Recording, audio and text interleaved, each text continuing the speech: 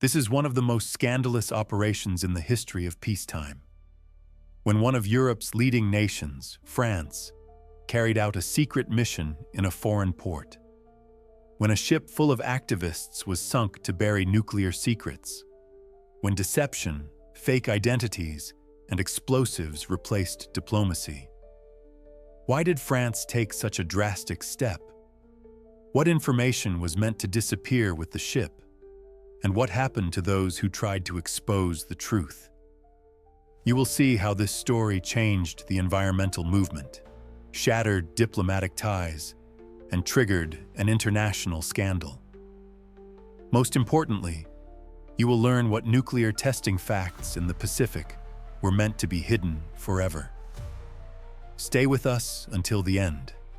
The most revealing details come closer to the final moments. Fernando Pereira, 10th May 1950, 10th July 1985, was a Portuguese-Dutch freelance photographer who drowned when French intelligence, DGSE, detonated a bomb in what would become one of the most controversial acts of the late 20th century. But who was the man behind the camera, and what did he see that made him so dangerous? Fernando wasn't your typical war photographer. He didn't chase conflict for the adrenaline rush. He chased truth. His lens captured what governments desperately wanted to hide: the human cost of nuclear testing, the children with birth defects, the communities forced to abandon their ancestral homes, the radioactive fish that glowed in the dark waters of the Pacific. In early 1985, Fernando joined the crew of the Rainbow Warrior for what would be her most ambitious mission yet. The ship was heading to Mururoa Atoll, France's nuclear testing site in the Pacific, where underground explosions had been shaking the earth for decades. The French had been detonating bombs there since 1966, turning a paradise into a radioactive wasteland. With a crew of 11 captained by American Peter Wilcox, the Rainbow Warrior left Florida on March 15, 1985. But this wasn't just another protest voyage. This was a mission that would expose the full extent of nuclear contamination in the Pacific, and Fernando's photographs would be the evidence the world needed to see. The ship's first stop was the Marshall Islands, where the crew encountered something that would haunt them forever. On Rongelap Atoll, they found an entire community living in exile, refugees from their own homeland. These people had been exposed to radioactive fallout from American nuclear tests, and now they were trapped between two impossible choices: stay and risk slow elimination from radiation, or leave and abandon everything they had ever known. This photograph shows Fernando relaxing with a cigarette during the evacuation of Rongelap. But behind that casual moment was a man who understood the weight of what he was documenting. He knew these images would shake the world. He also knew that powerful people would do anything to stop them from being seen. The evacuation was unprecedented. Never before had Greenpeace moved an entire community.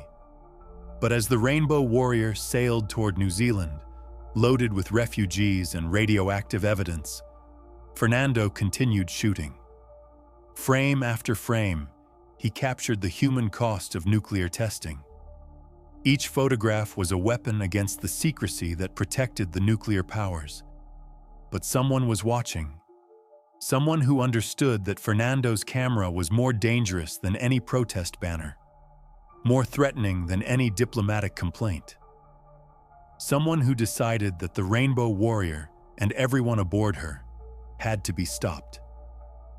3,000 miles from the Pacific testing sites, in the comfortable offices of Paris, a different kind of war was being planned. The French government had been monitoring Greenpeace for years, but the Rainbow Warrior's mission to Mururoa represented something new, a direct challenge to French nuclear sovereignty that could not be ignored.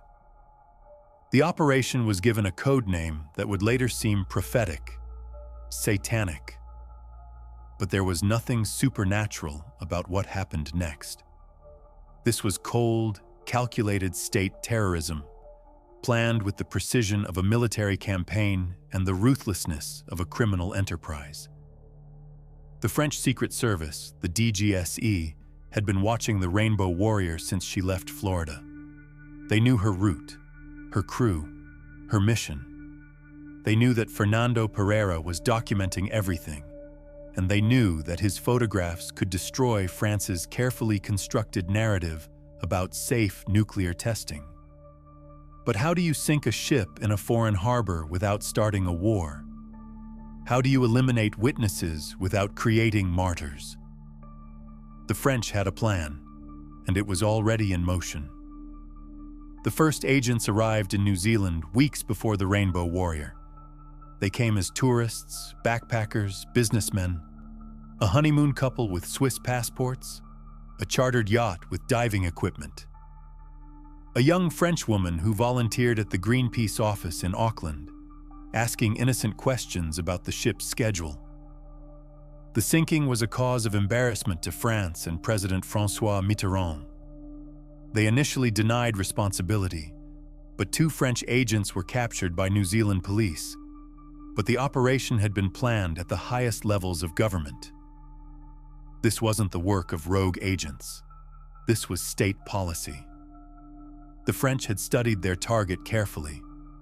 The Rainbow Warrior was moored at Marsden Wharf in Auckland Harbor, a busy port where an explosion might be dismissed as an accident. The ship was preparing for her final voyage to Mururoa, where she would lead a flotilla of protest vessels into the French nuclear testing zone. But the French had miscalculated. They thought they could sink a ship and kill a story. Instead, they were about to create a legend. On the evening of July 10, 1985, the crew of the Rainbow Warrior was relaxing after a day of preparation. They had been welcomed in Auckland like returning heroes. New Zealand was a nuclear-free zone, and the Rainbow Warrior represented everything the country stood for: peace, environmental protection, and the courage to stand up to the great powers. Fernando Pereira was in his cabin, probably organizing his photographs or writing letters to his family in Amsterdam. He had promised his children he would return home safely. He had promised his wife that this would be his last dangerous assignment. He had promises to keep.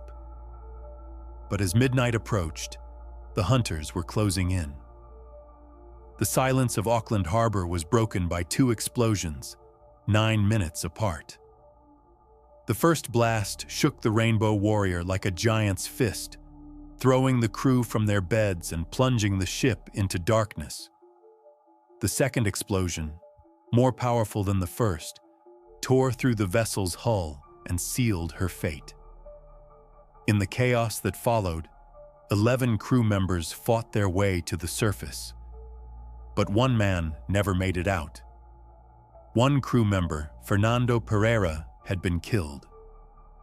Navy divers who retrieved his body at 4 a.m. discovered that the blast came from outside the hull of the ship, confirming what many suspected.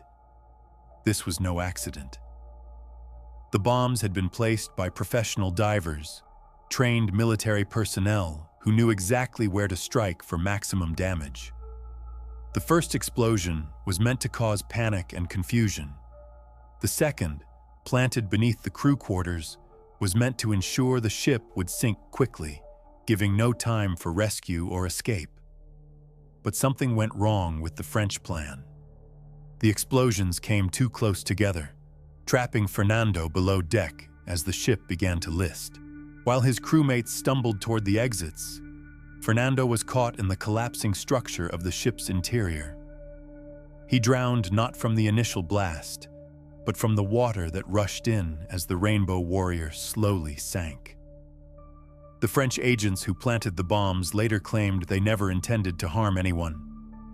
They said the operation was designed to sink the ship without casualties, to strand the crew in Auckland while destroying their ability to reach Mururoa. But the evidence suggested otherwise. The second bomb was placed directly beneath the crew quarters, in a location that maximized the risk to human life. The bombing of the boat had been designed to send a message. Environmental activists who challenged nuclear powers did so at their own peril. But the message that actually went out was very different.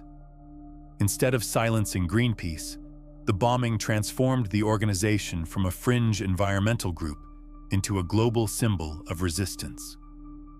Within hours of the explosions, New Zealand police launched a massive investigation. What they discovered would shock the world and expose the true nature of modern state terrorism. The French agents had left a trail of evidence so obvious that investigators initially thought it was a deception. Fake Swiss passports, stolen identities, hotel receipts and rental car agreements, credit card transactions that traced back to French government accounts.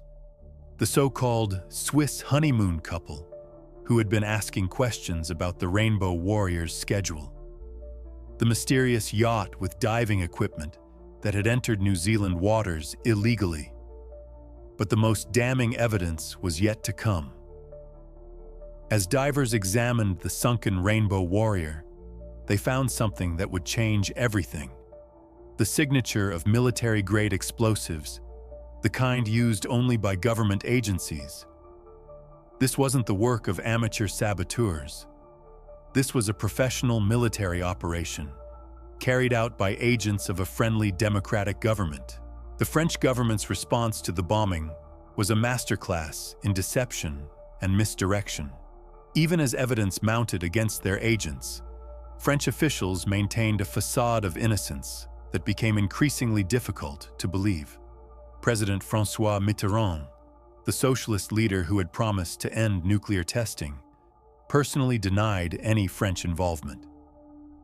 Defense Minister Charles Hernu insisted that France would never engage in such tactics against a peaceful environmental organization.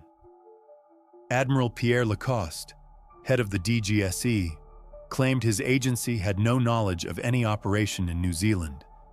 But the lies were crumbling even as they were spoken. 2 French agents were captured by New Zealand police and charged with arson, conspiracy to commit the bombing, and with Fernando Pereira's tragic end. The agents, traveling under the names Alain and Sophie Tourange, were exposed as Major Alain Maffart and Captain Dominique Prieur of the French military. The international media descended on Auckland like a pack of wolves scenting blood. Here was a story that had everything: international intrigue, government cover-ups, environmental heroism, and an innocent man's ultimate sacrifice. The bombing of the Rainbow Warrior became front-page news around the world, and with each day that passed, more evidence emerged of French complicity. The French government found itself trapped in a web of its own lies. They had assumed they could sink a ship in a remote harbor and the world would quickly forget. Instead, they had created an international incident that would haunt French politics for decades. The pressure was enormous. Allied governments, including the United States and Britain, privately expressed their horror at French actions. The European community threatened sanctions. Even France's own citizens began to question whether their government had crossed a line that should never be crossed. But the French leadership had painted themselves into a corner. They had lied so often and so publicly that admitting the truth would mean the end of careers, the collapse of governments, and the exposure of a nuclear program that operated outside all international law. So they continued to lie, even as the evidence mounted, even as their agents sat in New Zealand jail cells, facing charges that could keep them imprisoned for decades, even as the world watched and waited for France to do the right thing. It would take months of international pressure, diplomatic threats, and economic sanctions before the French government finally admitted what everyone already knew. They had committed an act of state terrorism against a peaceful environmental organization, and an innocent man had paid the price. The capture and trial of the French agents became a global spectacle, but behind the headlines was a family destroyed by government violence.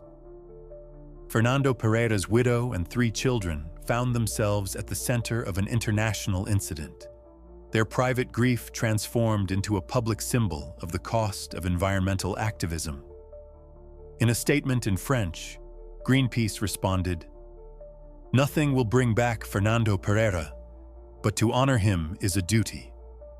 An apology from Colère Jean-Luc Kister will not return Fernando, but they prove once again that our comrade is an innocent man. The legal proceedings revealed the full scope of the French operation. This wasn't a simple sabotage mission gone wrong. This was a complex international conspiracy involving multiple government agencies, fake identities, stolen documents, and enough explosives to sink a much larger vessel. The French had planned for every contingency except one: getting caught. The trial itself was a disappointment for those seeking justice. Faced with overwhelming evidence, the French agents pleaded guilty to manslaughter and arson, avoiding a lengthy trial that would have exposed even more details of their government's involvement. They were sentenced to 10 years in prison, but few believed they would serve their full terms. They were right. Within 3 years, diplomatic pressure from France had secured their release. The French government threatened trade sanctions against New Zealand, economic warfare against a small Pacific nation that had dared to hold French agents accountable for their crimes.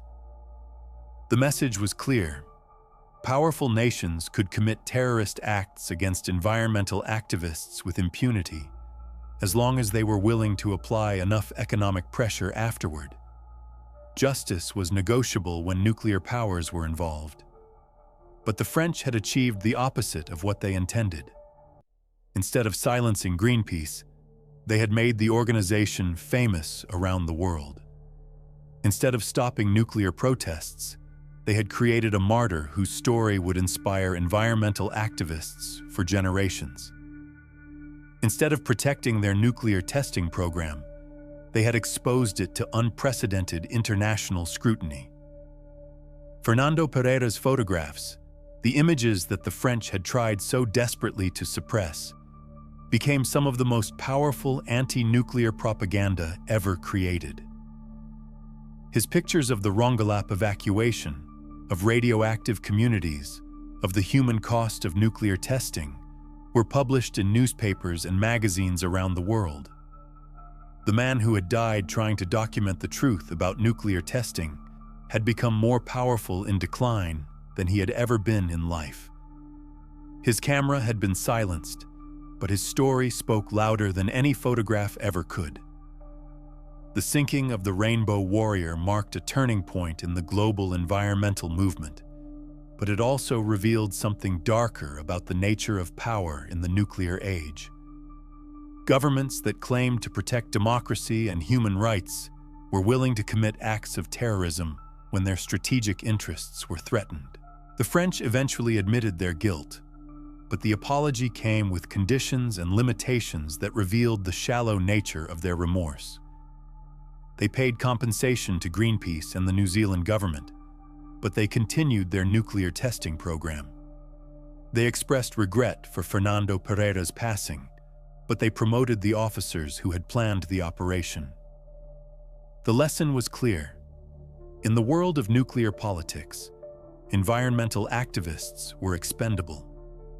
Their lives could be sacrificed on the altar of national security without consequence. The only thing that mattered was maintaining the nuclear status quo, regardless of the human cost. But the French had miscalculated the power of martyrdom.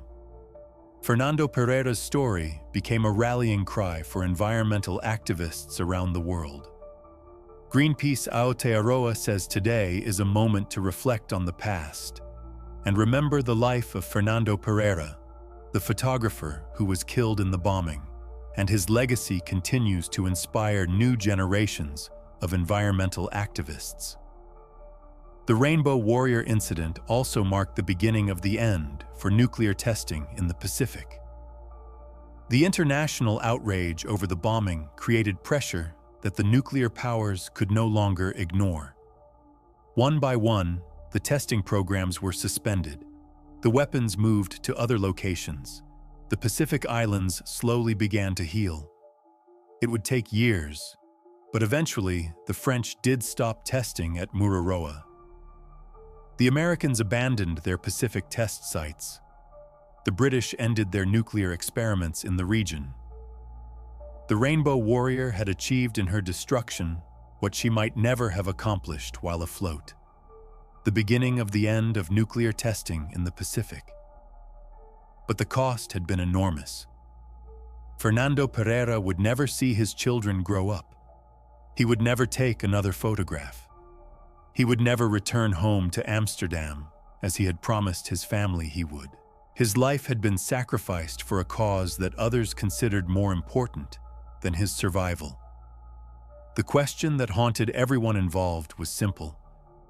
Was it worth it? Had Fernando's sacrifice achieved something that justified the loss of his life? Or had he simply become another casualty in the endless war between environmental activists and the nuclear powers? The answer depended on who you asked. To his family, no cause was worth the loss of a husband and father. To Greenpeace, his sacrifice had awakened the world to the true nature of nuclear power. To the French government, his elimination had been a regrettable but necessary action to protect national security. But perhaps the most honest answer came from Fernando himself, in the photographs he left behind. Images of children playing in radioactive sand. Pictures of communities forced to abandon their homes. Portraits of people whose lives had been destroyed by nuclear testing. These photographs spoke louder than any political speech or diplomatic protest. They showed the human cost of nuclear weapons, the price paid by ordinary people for the strategic games of great powers. They were Fernando's final testament, his last message to a world that had forgotten the real consequences of nuclear testing. Today, decades after the Rainbow Warrior sank in Auckland Harbor, the questions raised by Fernando Pereira's sacrifice remain unanswered. How far should governments go to protect their strategic interests? What price is too high to pay for national security? When does political action become terrorism? The French agents who planted the bombs eventually apologized for their actions, but they never expressed regret for the policy that sent them to New Zealand. They were soldiers following orders, they claimed, carrying out a mission approved at the highest levels of government. They were not responsible for the consequences of their actions. But history suggests otherwise. The bombing of the Rainbow Warrior was not an aberration, not a mistake made by rogue agents acting without authorization. It was the logical result of a system that valued nuclear weapons more than human life, that treated environmental activists as enemies of the state, that saw terrorism as an acceptable tool of foreign policy. The world has changed since 1985, but the fundamental questions raised by Fernando Pereira's story remain relevant. In an age of climate change and environmental crisis, when activists around the world are challenging powerful interests, the lessons of the Rainbow Warrior bombing are more important than ever. Governments still commit acts of violence against environmental activists. Protesters still disappear or face mysterious accidents. The tools of repression have become more sophisticated, but the underlying dynamic remains the same. Those who challenge powerful interests do so at their own peril. Fernando Pereira's camera captured the truth about nuclear testing, but his story reveals a deeper truth about power and resistance in the modern world.